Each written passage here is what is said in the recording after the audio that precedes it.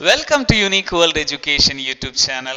Today we are going to discuss about the new chapter of grade 12 physics, alternative current. So in this video we'll be discussing the theory portions of the chapter as a one shot video. So just go through the video, you will get so I'm discussing the topics like which is helpful for doing the numerical from this chapter. So this video can be helpful for the NEET student and also for the grade 12 board exams CBSE students. So let's start the chapter, and in the next video we'll be doing the numerical from this chapter. All right, so let's start with the chapter. The chapter name is alternative current, alternating current. So as the name itself meaning that alternating, what is the meaning of alternating? Its value is continuously changing with respect to time. So we have studied in the EMI chapter like there is a topic AC generator. And what is an AC generator? What is the output of an AC generator? It generates an AC voltage. And AC voltage means, and it is varying from +1 to -1. So we can call it as the current generated due to an AC voltage is AC current. And the current we are using in our home appliances or in our home, most of the high powered devices are AC, and we have another type of current also which is present, that is DC. For example, I want to charge my mobile. What type of current I need? I need the DC current. This is how the chapter is going. So here we are discussing only about the AC chapter. So I'm not discussing much detail about the chapter. I'm just discussing the basic things. It is just a one short video. Just go through the video. You will get the all the topics which is useful for the doing the numerical. So first thing you need to understand here is what is a representation of a alternating voltage. So the voltage we are using to represent as sine theta. I'm sorry, or also you can use it as sine omega t. V is equal to V0 sine omega t. This is the representation of alternating voltage, and a alternating voltage will produce a alternative current, and it is represented as I0 sine omega t. And if I'm connecting a alternating voltage, for example 220 voltage, like we are getting in our home as 220 voltage, I will get a current. For example, I am connecting a resistor, or for example my mobile I have connected here. So the alternating voltage will supply an alternative current. So this is the first thing in this chapter. Explain or just discuss the basic representation of alternating voltage and alternative current. Here we are going to change a small representation like this is V is equal to V0 sine omega t, and I always, the voltage provided by the source is V0 sine omega t, and current that is taken by the load will be I0 sine omega t plus phi. And here you need to know what is that phi. Phi means the phase difference between the voltage and the current. Here comes how the chapter is going. First, depending on the material or depending on the type of device we are connecting in the circuit, the phi will vary. If I connect a resistor across a alternating voltage, the phi will be a value, and if I am connecting in an inductor, in a capacitor, the change of phi we can see. So this is how the chapter is going. The first will discuss about what will happen to the phi, or what will happen to the current when it is passing through a resistor. So the first topic in this chapter is when we are connecting a alternating voltage through a resistor R, what is the current and what is the phi. I'm not doing the derivations right now, just go through it. The phi for this one, the phi, the phase difference for the current will be equal to 0. There is a derivation you have to for the board exam student, you have to study the derivation. For the NEET student, just study the basics only. The phi will be equal to 0 when an alternating voltage is applied to a resistor. So V will be equal to V0 sine omega t, and I will be equal to I0 sine omega t. It means that the current follows the voltage. The current follows the voltage, means there is no phase difference between the voltage and current. For example, if I am drawing the voltage like this, and if I am drawing the current like this, I can see they are following each other, means the current reaches maximum at the same time voltage reaches the maximum, and current also follows the negative value when the voltage reaches the negative value. This is the meaning of the current that is in same phase with the voltage. And here we are going to introduce a new thing, what is phase diagram or phase vector. So phase diagram or phase vector, it is nothing, just to show the relationship between this voltage and current. So we are dealing with the resistors. So this is for the NEET student, it is very important. How about the phase difference and all? So just see, I'm just drawing a, okay, one second. I'm just drawing an xy axis here. This is y axis, this is x axis, whatever it is, or else you just consider two axes. If I draw a voltage as a line here, and the current just follows the voltage, the current just follows the voltage, this is voltage and this is current. And here we can say that the phasor or phasor vector is just a rotating vector. It is a rotating vector which is changing its value based on the instantaneous value of sign. It is very simple, guys, no need to confuse, just listen here. So this is the voltage, first point I am taking, I am just extending the line here, this is the voltage vector I am getting, and I am taking another point here. So for example, I am drawing the current. So this is the current I am going, okay. So if this is the current, and if I am extending the value, the same value here, I will get the same point here. So this is theta omega t. This angle is omega t. So this is how we can draw the phasor diagram of a resistive circuit. So what are the conclusion? In a resistive circuit, the phi will be 0, the phase difference is 0, voltage and current are in same phase. Next we are going to what will happen to the current when it is passing through a purely inductive circuit. So I know everyone know the concept. When a current is passing through, when a voltage is applied across the inductor, a current will be passing through the inductor, and that current we can represent it as, okay, V is equal to V0 sine omega t, and I is equal to I0 sine omega t plus phi. Here you need to study the phi for this case is equal to minus pi by 2. There is derivation now for the NEET student, doesn't have to go through the derivation. So I is equal to I0 sine omega t minus pi by 2. And what we can say here, current lags voltage by 90 degree. The current lags voltage by 90 degrees. So who is leading here? The voltage will be leading and the current will be lagging. This is how it works. Now let's see. Okay, just listen. So this is the voltage. Okay, voltage is leading, and if I draw the current, it will be look like, so the current voltage is already started, so the current starting from here only. So this is the voltage and current relationship, and if you draw a phasor diagram of a voltage and current relationship, you can see this is the voltage and current will be leading by 90 degree. This is how you can draw the phasor diagram. So what is the conclusion here? The voltage and the current relationship in an inductive circuit is current lags voltage by 90 degree. So the next one, what will happen to the current when it is passing through a capacitive circuit? So capacitive circuit here is voltage V0 sine omega t we are applied, and it is passing through a capacitor of capacitance, and here I am saying that the phi will be plus 90, and the applied voltage is V is equal to V0 sine omega t, I is equal to I0 sine omega t plus 90. So what will happen here? Current leads voltage. The current leads voltage by 90 degree. And who is lagging here?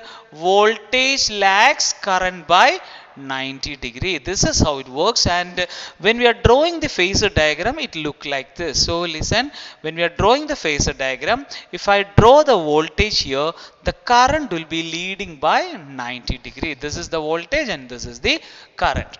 So this is the main important thing you need to understand, and here I'm going to give you the conclusion because we are going into the next term, that is RLC. Before that, let's conclude the important things. Here when we discussed about the resistive circuit, what is the resistance? It is R.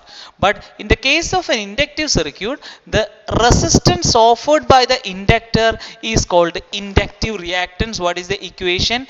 L omega. And if you are taking for a capacitor, the capacitive reactance means the resistance offered by the capacitor is called capacitive reactance. That capacitive reactance is 1 by C omega, or else you can write it as 2 pi F into L, or else 1 by 2 pi F into C. So just study the relation. The inductive reactance is proportional to frequency and capacitive reactance is inversely proportional to frequency. Very important thing here.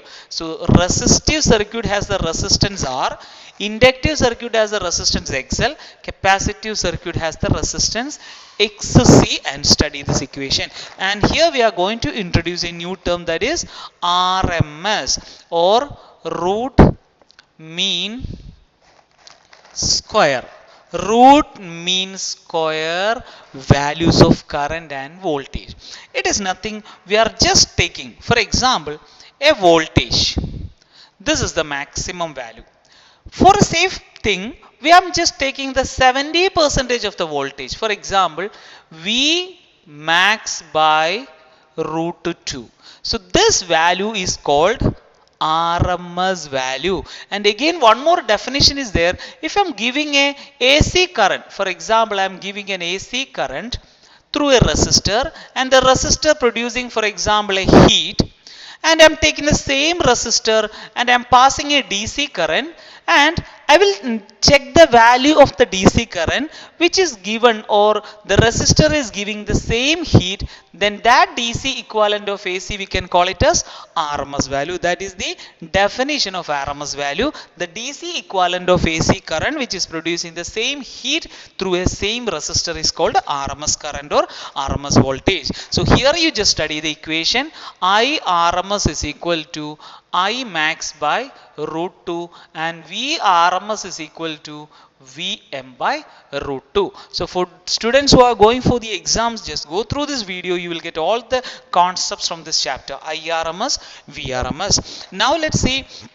And everyone know about the XC, XL, all that thing. So let's go to the, what we can do now, LCR circuit. What is LCR circuit? So this is about the 20-30% of the chapter, the phase difference between the voltage and current when it is passing through a resistor, when it is passing through an inductor, when it is passing through a capacitor. Now we are going to combine these three components together. First I will connect a resistor, then I will connect an inductor, then I will connect a capacitor, and here we are going to see what will happen to this LCR circuit. So when you study about an LCR circuit, you have to note down the following points in your mind. It's like this. See, listen. In an LCR circuit, the total, because the capacitor is providing, the capacitor is giving a capacitive reactance, the resistance. The resistance of the inductor is inductive reactance. The resistance of resistor is R itself. So the total resistance of the LCR circuit, we are calling a name that is called impedance. We are calling the total resistance of a LCR circuit as impedance, and the letter Z. And we can write an equation for Z is equal to root of R square plus XL minus XC the whole square. Just study the equation. There is derivation are coming. You don't have to worry about the derivation. And if I am drawing the phasor diagram here, I am just taking the current which is passing through this one will be common. We know that because in series connection, the current passing through resistor, inductor or capacitor will be same. So here I can take the current as the reference. So I am taking the current as the reference. This is current. And First I am taking the voltage across the resistor is in same line with the current. We know that voltage across resistor. Okay, I will draw it here. If I am drawing, this is the current passing through the LCR circuit, and if I am taking the voltage across the resistor, we know that the voltage and current across the resistor will be in phase. Understood? Then a place of I, when we compare with the voltage across the inductor, it will be 90-degree leading. So in the case of inductor, voltage is leading, current is lagging. So here I can draw it is a 90-degree leading. And if I take this back, what it will be? VC. Clear? So this VC means the voltage across the capacitor will be lagging 90-degree by the current. So this can be you can take this as to derive the Z. So I'm not going for the derivations and all. And for the derivation, we are using a notation like VC. The voltage across the capacitor is greater than voltage across the inductor. So exam questions can be asked like this. So the first thing in this one is Z. What is Z? Equal to root of R square plus XL minus XC the whole square. Now, since it is a series circuit, what is the voltage across the resistor? I into R. What is the voltage across the inductor? I into XL. What is the voltage across the capacitor? I into XC. Voltage across capacitor, voltage across inductor is I into XL, voltage across capacitor is I into XC. That is very important. And this is the total voltage applied, but the total voltage is equal to root of V square plus VR square plus VC minus VL the whole square. This is how you are getting the total voltage. What is the total voltage across the resistor across the LCR circuit? Note it down. V is equal to VR square plus VL or VC. You can take it as VC minus VL, no problem. I'm taking VL minus VC since it is inside the square, both are correct. VL minus VC the whole square. So it is doesn't means that 220 voltage means just adding the voltage across the inductor. You have to take the vector resultant of voltage across these three things: inductor, resistor and capacitor. So this is the expression for voltage across the total circuit. Now I'm going to draw an impedance triangle. That is very important. Impedance triangle. We know that Z is equal to root of R square plus XL minus XC the whole square. So I'm just drawing Z as the hypotenuse and R as the base, then altitude will be XL minus XC. Then I can consider an angle here. This is the phase difference of a series LCR circuit. I am going to give you another equation here. What is tan phi is equal to, what is tan phi from this triangle? Opposite by hypotenuse. So tan is equal, tan phi is equal to, one second.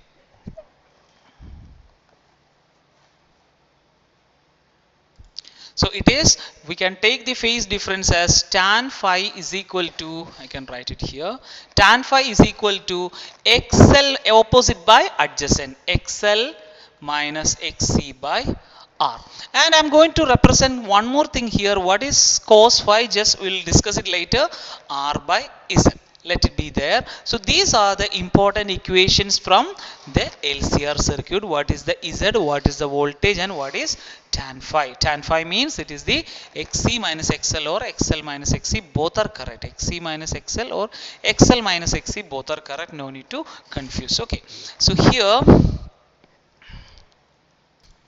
so this is how it works. Tan phi is equal to XC minus XL by R or XL minus XC by R. Now, what is the current equation? Okay, I don't have the space to write here. I will write. What is the current equation in a LCR circuit? It is nothing. V by the total voltage by Z. So the total voltage by Z. Or V by root of, what is Z? R square plus XL minus XC the whole square. So V here will be VRMS and the current you are getting will be IRMS. Always be in mind, the voltage we are using will be the source voltage we are using will be the source voltage we are using will be RMS voltage, and the current which is getting using the VRMS will be the RMS current. So the source voltage and source voltage and source current. So I hope this is all about I hope everyone understood about LCR, series LCR circuit. These are the main thing in LCR circuit. Now the question can be asked like they will give you the R and L circuit. So here what is the equation of Z? Nothing, just write R square plus XL square. Okay, and here also then some cases you will get R and C. What is the voltage, what is the Z here? Root of R square plus XC the whole square, XC square. So this is how it works. Now let's go to the next topic. What is resonance of a circuit? What is resonance of series LCR circuit? So resonance of an LCR circuit means it is the characteristics of a series LCR circuit. So resonance means it is a condition where the inductive reactance and capacitive reactance become equal. For example, I am changing the input frequency of the signal. Okay, so I am giving a LCR, I am taking a LCR circuit. I will draw an LCL. Okay, no problem whether it is LCR or RLC. So I'm just applying a voltage, AC voltage, right? So when I'm changing the frequency of the input AC voltage, XC may vary and XL also vary. How it is varying? XC will decrease when I'm increasing the frequency, XL will increase if I'm increasing the frequency, and at a particular point this XC become equal to XL. This XC become equal to XL. This condition is called resonance. Now let's see what are the properties of resonance condition. What are the properties of resonance condition? So just study first point, XL will be equal to XC. Next point, if XL equal to XC, total impedance become R square plus XL minus XC is 0. So total impedance become R. That means impedance is minimum in this case. And if impedance is minimum, current will be maximum. So at resonance condition, the circuit allow the maximum current to flow through it. So Z equal to R means it is the minimum condition and current will be at maximum condition. Then the fourth point, the circuit act as a purely resistive circuit. Purely resistive circuit.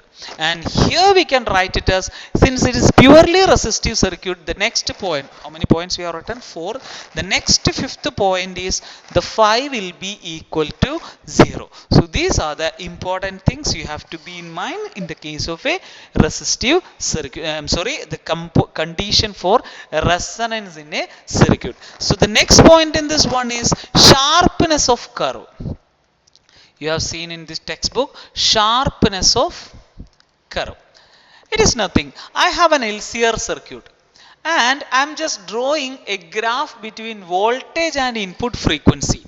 So I am just changing the input frequency here. So voltage increases, the current increases, and at a particular time current reaches to maximum, then again current reduces, it is coming to 0. This is what is happening because at high frequency, capacitor will block the current, because high frequency means capacitive reactance become high frequency become capacitive reactance.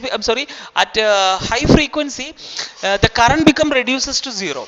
Understood? So this is how it works. At low frequency, current will be 0. High frequency also current will be almost equal to infinity.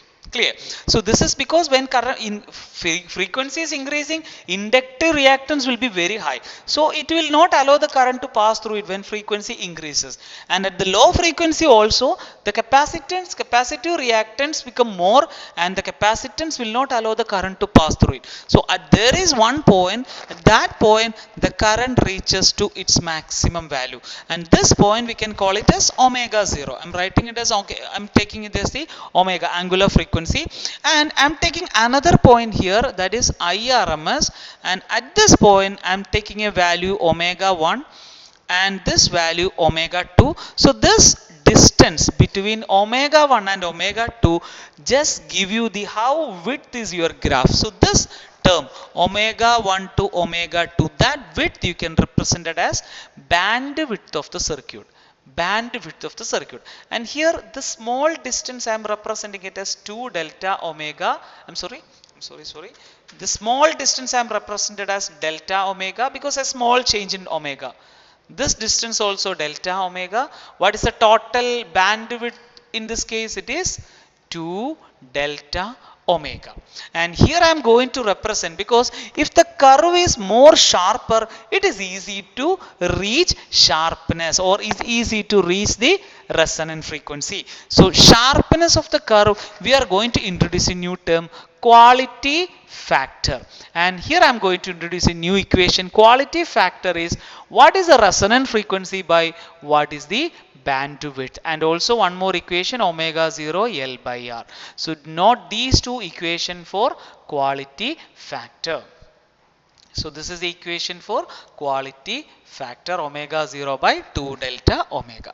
Next, the topic in this chapter is what is transformers. What is transformers?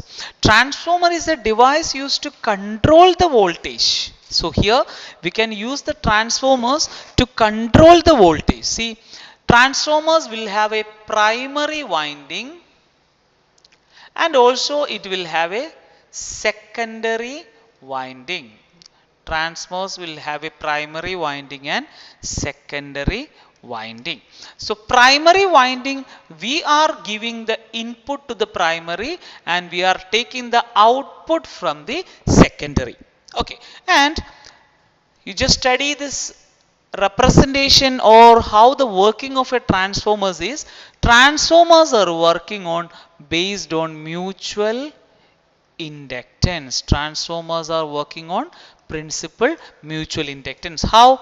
See, the first current is passing, the input current is passing through the primary coil.